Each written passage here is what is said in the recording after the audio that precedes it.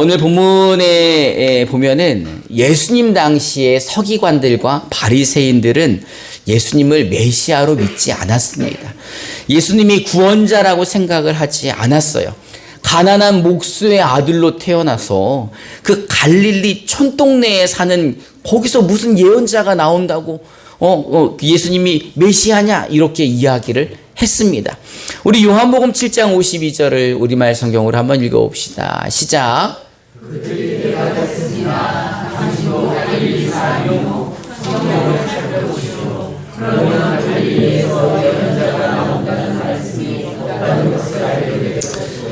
이 서기관들과 바리새인들은 말씀을 아주 잘하는 사람들이에요. 성경을 보았더니 아니 갈릴리에서는 예언자가 나오지 않는다는데 그가 메시아가 될 수가 없다라고 생각을 한 겁니다. 그런데 사람들에게는 너무 인기가 많고 사람들을 몰고 다니면서 로마의 그 위협을 주고 또 지금의 정권의 위협을 주기 때문에 이 예수님을 모함해서 잡아 죽이기로 계략을 꾸밉니다. 우리 요한복음 8장 1절부터 6절까지 말씀을 저와 여러분들이 한 절씩 우리말 성경으로 교독해 봅시다. 제가 먼저 1절을 봉독하겠습니다. 예수께서는 올리브 산으로 가셨습니다.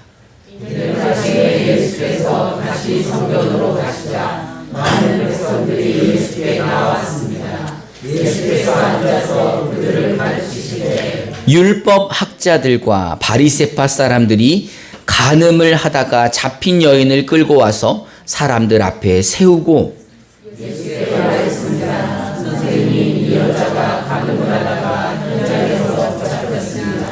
모세는 율법에서 이런 여자들을 돌로 쳐 죽여야 한다고 우리에게 명령했습니다. 선생님은 뭐라고 하시겠습니까? 그들이 이런 질문을 한 것은 예수를 시험해 고소할 구실을 찾으려는 속셈이었습니다. 그러나 예수께서는 무릎을 구부리지 않으셔서 손가락으로 바닥에 무엇인가를 쓰기 시작하셨습니다. 예수님은 백성들을 가르치시고 올리브산으로 가셨습니다. 올리브산이란 감난산을 얘기하는 거죠. 예루살렘 동쪽에 있는 감람산은 말 그대로 올리브산입니다. 이 감람이라는 게 한자 표기지 않습니까? 그래서 이 감람 열매가 올리브 열매인 거죠. 예수님은 이 감람산을 굉장히 즐겨 찾으셨습니다. 낮에 사람들을 가르치시고 저녁에 가서 휴시기도 하시고 기도하기도 하시고 또 이곳에서 제자들과 최후의 만찬을 하시기도 하셨습니다. 또 예수님이 잡혀가셨던 곳도 바로 이 감난산입니다. 오늘 본문에도 보면은 감난산에서 휴식을 하시고 내려와서 성전에서 다시 백성들을 가르치실세 이 율법 학자들, 서기관들과 바리새인들이 예수님을 모함하기 위해 예수님을 고소하기 위해 이 간음하다 현장에서 잡힌 여인을 데리고 왔다는 겁니다. 그리고 이 여인을 세워놓고 사람들 앞에 세워놓고 예수님에게 이렇게 질문을 하는 겁니다. 우리 5절 6절 말씀을 다시 한번 봉독해 봅시다. 시작. 모세는 율법에서 이런 여자들은 물로 쳐죽여야 한다고 우리에게 명령했습니다. 선생님은 뭐라고 하시겠습니까? 그들이 이런 질문을 한 것은 예수를 시험해 고소할 구실을 찾으려는 속셈이었습니다. 그러나 예수께서는 몸을 구부린 채 앉아서 손가락으로 바닥에 무엇인가를 쓰기 시작하셨습니다. 이제 모세의 율법에서는 이런 여자들은 돌로 쳐 죽여야 한다는 겁니다. 그런데 예수님은 뭘 하시겠습니까? 근데 사실 이 질문이 아주 고약한 이유가요. 상황도 고약하게 만들었죠. 그 간음한 여인을 잡아다가 그 군중들 앞에 세워놓고 예수님에게 질문하는데 이 질문 속에는 아주 나쁜 게 숨어 있는 거죠. 이 질문을 왜 하는 거예요? 예수님을 시험하기 위해서. 시험에서 말 한 번만 잘못하면 그것을 구실로 삼아 예수님을 고소하려고 그렇게 하는 겁니다. 근데 이 예수님은요, 이 땅에서 계시는 동안에 누구랑 같이 다녔습니까? 예수님이랑 같이 다녔던 사람들이 누구예요? 다 일반 사람들이잖아요. 일반인들. 그 중에서도 제일 많이 따라다니던 사람이 누구예요? 병든 자들, 아픈 사람들, 어떻게 해서든지 예수님 만나서 고침받고 싶어 하는 사람들, 또 죄인들, 또 어떤 죄인들이 창녀도 있었고 세리도 있었고 어쨌든 늘 예수님 곁에는 부정한 사람들만 있었다는 겁니다. 그리고 죄인들하고 같이 식사도 하시고 그러니 당연히 비판을 받을 수밖에 없는 거죠. 이 서기관들하고 바리새인들은 굉장히 지위가 높은 사람들인 거죠. 그들이 봤을 때 아니 성경적이지 않은 것 같아, 율법적이지 않은 것 같아, 어떻게 죄인들이랑 밥을 먹고 부정한 사람들이랑 같이 다니는가. 그런 예수님이 만약에 그 여인에게 돌로 쳐서 죽이시오 라고 말한다면 어떻게 되겠어요? 그동안 예수님의 이미지가 다 깎여 내려가는 거 아닙니까? 그런데 이 안에는 또 한 가지 꼼수가 있는 게 당신은 로마의 식민지였기 때문에 누구도 사람을 죽일 수가 없는 거예요. 그러니까 사람을 죽이려면은 누구에게 허락을 받아야 돼요? 로마에게 허락을 받아야 되는 겁니다. 그러니 이 여자를 돌로 치라고 말하면 로마법에 걸리는 거죠. 그래서 구속. 근데 만약에 이제 그러지 않고 반대로 이 여자를 살려라, 돌로 치지 마라 라고 한다면 모세의 율법을 어기는 거라 유대법을 어겨서 바로 구속. 그러니 어떻게 할 수가 없는 거예요. 이렇게 말해도 저렇게 말해도 예수님은 로마법이든 유대법이든 어쨌든 걸려서 구속될 수밖에 없는 상황인 거죠. 근데 예수님은요, 이 질문을 받으시고 말씀하지 않으시며 바닥에다가 뭐를 쓰셨어요. 근데 예수님이 막 뭘 쓰시니까 사람들이 막 비난하면서 이 질문을 막 쏟아내는 겁니다. 우리 요한복음 8장 6절부터 8절 말씀을 우리말 성경으로 한번 읽어봅시다. 시작. 이런 질문한 것은 예수의 시험에 고소할 구실을 찾으려는 속셈이었습니다. 그러나 예수께서는 몸을 부수시지 않으셔서 손가락으로 바닥에 무엇인가를 쓰기 시작하셨습니다. 그들이 계속 질문을 묻자 예수께서 일어나서 그들에게 말씀하셨습니다. 너희 가운데 죄 없는 사람이 먼저 이 여인에게 돌을 던져라. 그러고는 다시 물을 펴 바닥에 무엇인가를 쓰셨습니다. 아멘. 예수님이 뭐라고 쓰셨는지는 잘 몰라요. 그런데 첫 번째 질문을 받고 바닥에 뭐라고 쓰시니까 사람들이 막 질문을 하는 거예요. 아니 그게 아니라 아니 막 질문을 하는 겁니다. 질문을 퍼붓는다고 기록이 되어 있어요. 그래도 예수님이 한참을 쓰시다가 일어나서 하시는 말씀이 무엇입니까? 아니 그러면 너희 가운데 죄 없는 사람이 먼저 이 여인에게 돌을 던져라. 그리고선 또 뭐라고 쓰시는 거예요. 근데 두 번째 글을 쓸 때는 사람들이 질문을 하지 않습니다. 그러면서 사람들이 그 글을 쓰는 것을 보면서 하나둘씩 떠나가는 거예요. 우리 요한복음 8장 9절을 개역 개정으로 한번 읽어봅시다. 시작. 그들이 이 말씀을 듣고 양심의 가치를 느껴 어른으로 시작하여 젊은이까지 하나씩 나가고 오직 예수와 그 가운데 서는 여자만 남았더라. 아니 이 예수님이 뭐라고 썼는지 기록은 되어 있지 않습니다. 그런데 글을 쓰시자 늙은 사람, 나이가 많은 사람, 어른부터 젊은이들까지 하나하나씩 다 떠나갔다는 거예요. 양심의 가책을 느껴서. 그리고 그 여인하고 예수님만이 남아 있는 거죠. 서기관과 바리새인들은요, 사람들의 분노, 증오, 혐오 이런 거를 통해 예수님을 시험하고 고소하고자 이 여인을 데리고 와서 사람들 가운데 세워놓고 예수님에게도 아주 고약한 질문을 던져놨지만 예수님은 그 앞에서 글로 쓰시면서 그들에게 죄 없는 자가 돌로 쳐라. 그리고 또 뭐라고 쓰셨더니 다 떠나갔다는 겁니다. 알고 봤더니 그 안에 양심의 가책을 느끼지 않았던 사람이 아무도 없었다는 거죠. 왜냐하면 사실 그들은 다 하나님 앞에 죄인이었기 때문인 것입니다. 우리 로마서 3장 23절을 개역개정으로 한번 읽어봅시다. 시작.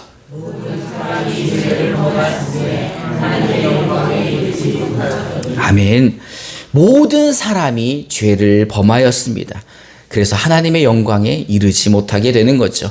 모든 사람이 죄를 지었다는 것은 그 죄로 인해 심판받아 멸망당할 수밖에 없다는 거죠. 여러분 모두가 죄인인데 누가 누구를 정죄하고 누가 누구에게 돌을 던질 수 있다는 말입니까? 예수님의 이 말씀은 사람들의 양심을 건드렸고 그들이 가책을 받아 그 자리에 있을 수가 없었던 거죠. 그냥 제가 생각하기에 아니 도대체 그 여인을, 그 죄 많은 여인을 벌하는 그 자리에서 뭐라고 쓰셨길래 사람들이 돌아갔을까? 라는 생각을 제가 해봤어요. 그랬을 때 말씀하지 않으시고 그리고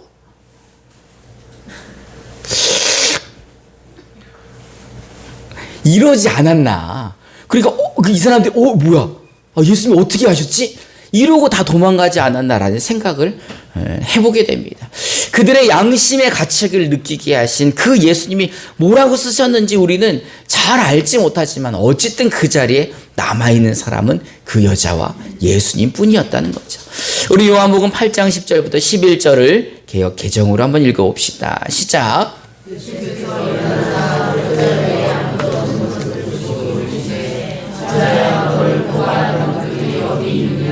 너를 정죄한 자가 없느냐? 대답하되 주여 없나이다. 예수께서 이르시되 나도 너를 정죄하지 아니하노니 가서 당신의 죄를 범하지 말라 하시니라. 아멘.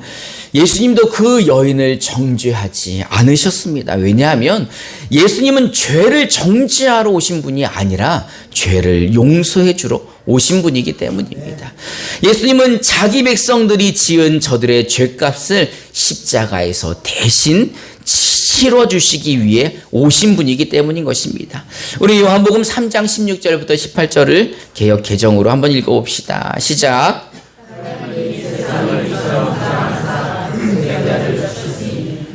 그를 믿는 자마다 멸망하지 않고 영생을 얻게 하셨으니 하나님이 그 아들을 세상에 보내신 것은 세상을 사랑하려 하지 아니하며 그로 말미암아 세상의 구원을 얻게 하려 하시니라.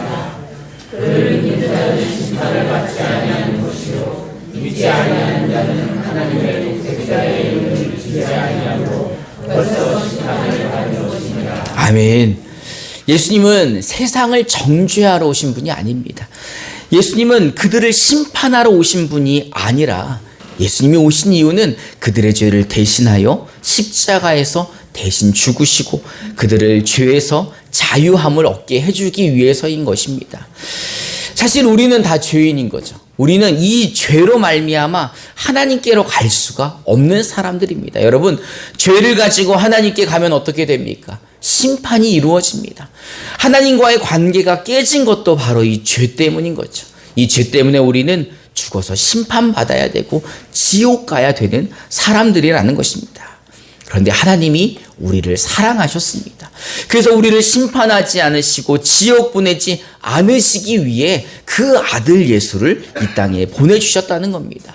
그 외아들 독생자 예수를 이 땅에 보내주셔서 자기 백성들을 심판하신 게 아니라 그 죄에서 자유함을 얻게 해주시기 위해 십자가에 대신 죽게 하셨다는 겁니다. 여러분, 예수님이 우리를 대신해서 죽으셨기에 우리는 하나님의 자녀가 된 것입니다. 여러분, 하나님을 누구라 부르십니까? 하늘에 계신 우리 아버지라 부르잖아요. 그것은 바로 예수님이 우리를 위해 대신 죽어주셨기에 우리가 하나님의 자녀의 권세를 얻은 것입니다. 우리 요한복음 1장 12절부터 13절을 개역 개정으로 한번 읽어봅시다. 시작. 그 이름을 믿는 자들에게는 하나님의 자녀가 되는 권세를 주셨으니 이는 혈통으로나 육적으로나 사람의 뜻을 하지 아니하고 오직 하나님께로부터 난 자들이니라. 아멘. 예수님의 이름을 믿는 자들은 하나님의 자녀가 되는 권세를 주셨습니다. 하나님은요, 예수 이름만 믿으면 어떤 죄든지 묻지도 않으시고 따지지도 않으시고 모든 죄를 다 용서해 주시고 자녀 삼아 주셨습니다.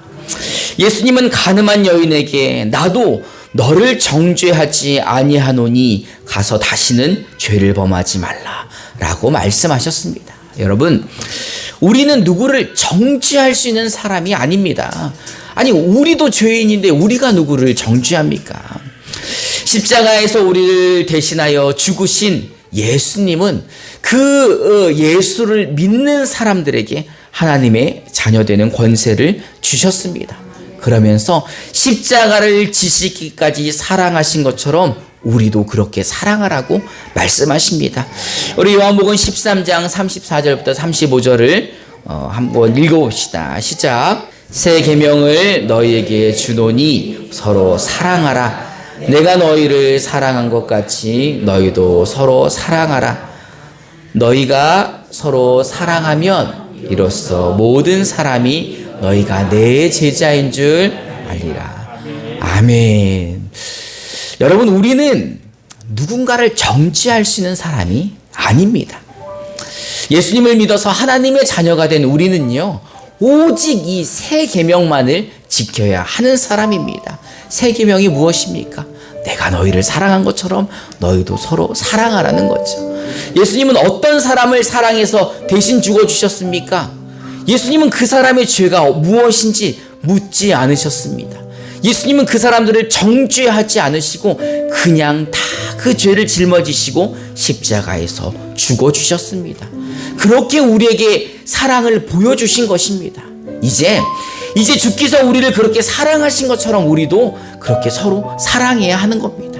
그렇게 할 때 하나님이 기뻐하시죠. 아, 내 계명을 너무 잘 지키는구나. 우리 예수처럼 너도 정말 서로 사랑하는 삶을 사는구나. 하나님이 기뻐하십니다. 또 방금 읽은 말씀처럼 모든 사람들이 임마누엘 교회 다니는 사람들은 모두 다 사랑하는구나. 정말 그 사람의 인격이 어떤지 묻지도 따지지도 않고 다 사랑하는 사람들이구나 라면서 진짜 저들이 예수님의 제자구나 라고 하며 하나님께 영광 돌릴 것입니다.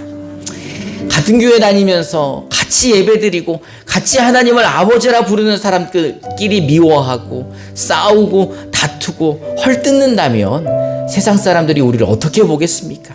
참 한심하게 보겠죠. 아니, 지들은 다 죄를 용서함 받았다 그러면서 또 누구의 죄를 정죄하나? 이렇게 생각하지 않으시겠습니까? 여러분, 오늘 가늠한 여인을 예수님은 정죄하지 않으셨습니다. 그 예수님은요, 우리도 정죄하지 않으십니다. 그러면서 우리도 서로 정죄하지 말고 서로 사랑하기를 바라고 계십니다. 이제 이 예수님 안에서 예수님처럼 우리도 서로 사랑합시다. 주께서 우리를 사랑하신 것처럼 서로 사랑할 때 하나님이 영광 받으시고 우리도 그 안에서 평안을 누릴 것입니다. 이제 하나님의 자녀들처럼 예수님의 제자들처럼 서로 사랑하시기를 주님의 이름으로 축원합니다. 이 시간 우리 함께 찬송하고 결단하는 시간 갖도록 하겠습니다.